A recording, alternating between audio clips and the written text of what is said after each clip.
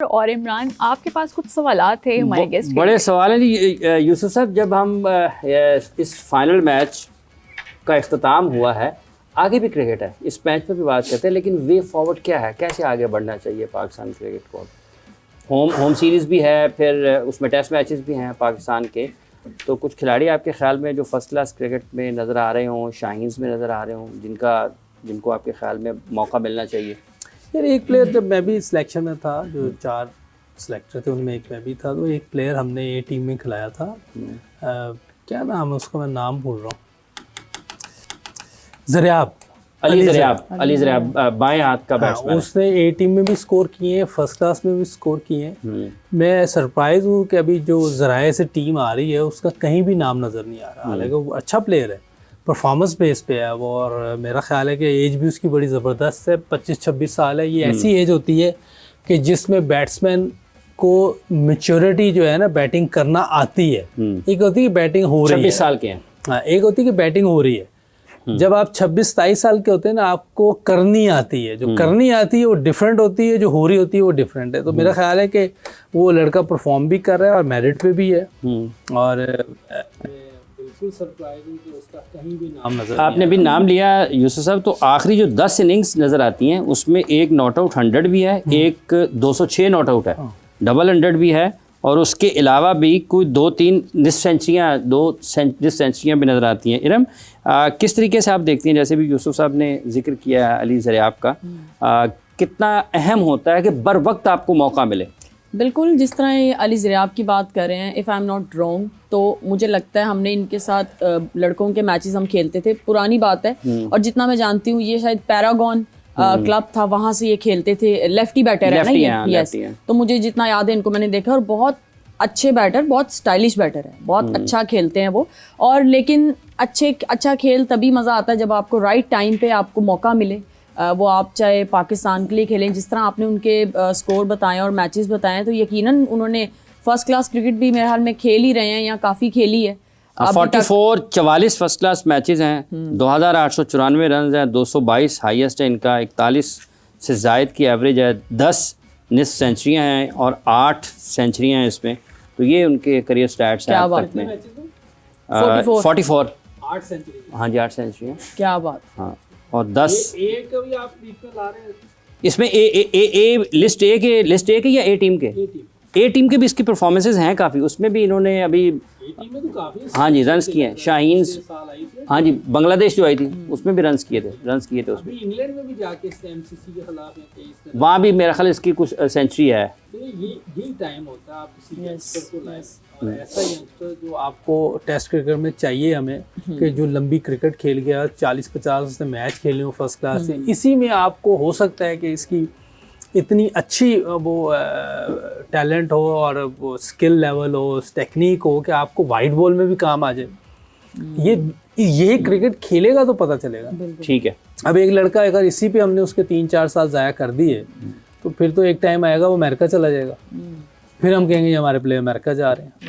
तो ये भी हमारा अपना काम है जी। इरम, ये किस हद तक, जब हम फैसले की बात कर रहे हैं कि बर वक्त, तो कितना आपके ख्याल में टैलेंट की ग्रूमिंग के लिए ये अहम है? ये बहुत बहुत ज़रूरी है। लाइक अभी वो एक बहुत अच्छे तरीके से मुझे लगता है कि वो बन गया है, एक अच्छा बैटर बन गया है, कि वो पाकिस्तान को अच्छा स्कोर कर सकता है पाकिस्तान के लिए, मुझे ऐसा लगता है। लेकिन अब बात ये है कि अब उसको राइट टाइम पे उसको जो है वो मौका मिल जाए, तो इससे बेहतर मेरे हाल में और कोई बात नहीं हो सकती, कि उसका भी कॉन्फिडेंस जो है वो थोड़ा सा बेहतर होगा, और वो अच्छी क्रिकेट हमें भी देखने को कोई पाकिस्तान की तरफ से मिलेगी।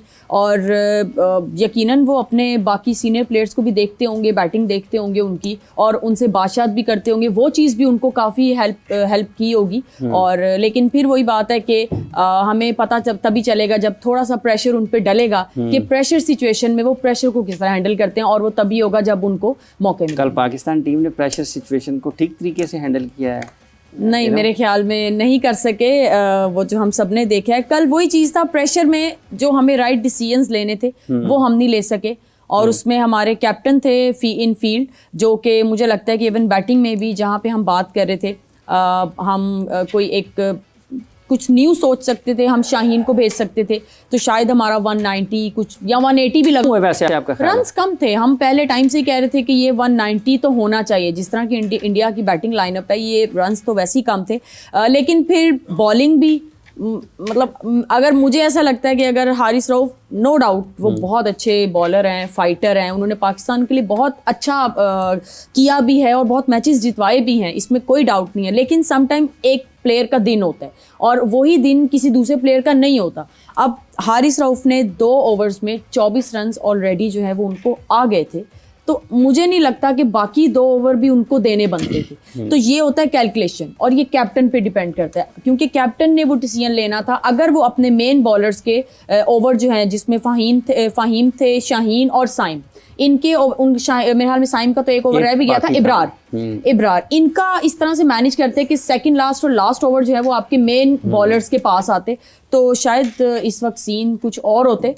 लेकिन कोई नहीं, अब फिर से दोबारा से 0 से स्टार्ट करेंगे और मुझे लगता है अभी हमें और काम करने की ज़रूरत है कि प्रेशर में हम अपने आप को किस तरह से देखते हैं आगे मैचेस के लिए। आपको एज अ क्रिकेट फैन कल का मैच कैसा लगा? क्योंकि आपको नहीं लगता कि हमारे हाथों से मैच निकला? फर्स्ट इनिंग्स में हमने बहुत अच्छा परफॉर्म किया और उसके बाद फिर पहले 10 ओवर्स में हमारा बड़ा अच्छा था, उसके बाद फिर हम अगले 10 ओवर के बाद फिर हम आहिस्ता आहिस्ता फिर डाउन होते गए।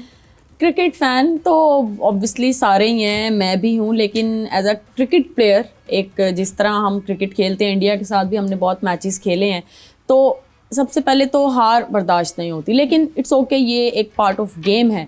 लेकिन फिर वही बात कि जब आपको नज़र आ रहा है कि यार यहाँ पे आप एक ऐसा डिसीजन ले सकते थे जो कि आपने नहीं लिया और टीम उससे हार गई, तो उस चीज़ पे ऑब्वियसली गुस्सा तो आता है। लेकिन फिर वही चीज़ है कि ये हार जीत जो है वो क्रिकेट का एक पार्ट है। लेकिन मेरे ख्याल में नेक्स्ट टाइम के लिए पाकिस्तान प्लेयर्स, पाकिस्तान बोर्ड और कैप्टन और कोच जो है वो इस चीज़ को सोचेंगे और नेक्स्ट मैचेस में जो है वो मुझे लगता है इंशाल्लाह कुछ बेहतरी नज़र आएगी। तो हारिस रऊफ की फिर क्या स्ट्रेटेजी होनी चाहिए? क्योंकि पाकिस्तान को जब भी हारिस रऊफ की ज़रूरत होती है वहाँ पे वो परफॉर्म नहीं कर पाते।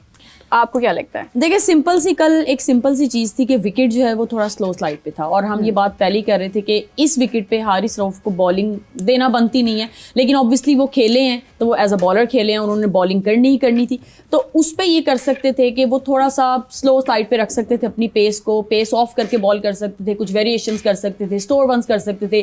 अगर जिस तरह तिलक खेल रहा था तो आप उसको ऑफ स्टंप से बाहर स्लो पेस, ऑफ पेस करके आप बॉल कर सकते थे। लेकिन ऐसा ही लगा कि वो थोड़ा पेस निकाल रहे थे, 140 पे 142 पे भी उन्होंने बॉल किए हैं, जो कि आई डोंट थिंक सो कि कल की विकेट पे बनता था। लेकिन चलें, इस चीज़ से वो सीखेंगे कि जब कोई ऐसा कोई सरफेस आता है जहाँ पे पेस की ज़रूरत नहीं होती, थोड़ी वेरिएशंस की ज़रूरत होती है, तो वो नेक्स्ट टाइम के लिए मुझे लगता है इस पर ज़रूर काम करेंगे इंशाल्लाह। यूसुफ, एक कल के मैच की अगर हम बात करते हैं, जैसे हारिस रऊफ का हवाला हो रहा है, काफ़ी उनके ऊपर बात है, रन्स कम थे आपके ख्याल में, या अगर कम थे तो कितने कम थे?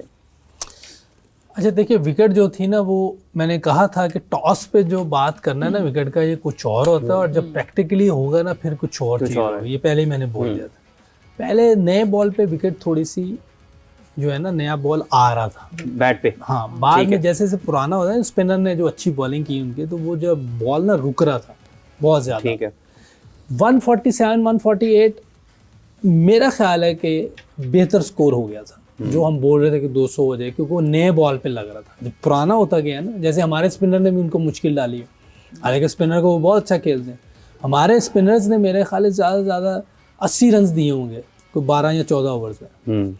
हारिस रऊफ ने 3.4 ओवर में 50 रन अकेले नहीं दिए। हारिस रऊफ का जो प्लान होना चाहिए, जो मुझे समझ आती है, जो पास्ट रिकॉर्ड है उसका, जो अमेरिका के खिलाफ उसने 17 रन दे दिए थे, उसकी बॉलिंग ना वो शुरू में कर सकता है ना वो आखिरी ओवर कर सकता है।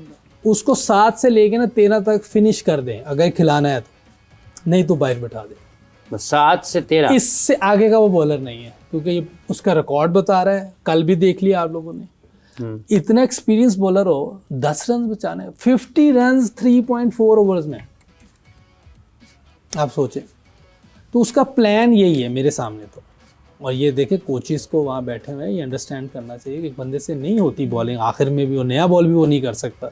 इसीलिए मैं कहता हूँ PSL में आपने नहीं प्लेयर खिलाने और उनके प्रोग्राम से लाए हुए बंदे भी नहीं खिलाने, हाँ आपने अपने डोमेस्टिक क्रिकेट से लेने बंदे। ये तो उसका वही नहीं, अब वो फर्स्ट क्लास खेलता नहीं, अब देखना फिर फर्स्ट क्लास नहीं खेलेगा। ज्वाइन किया, मैं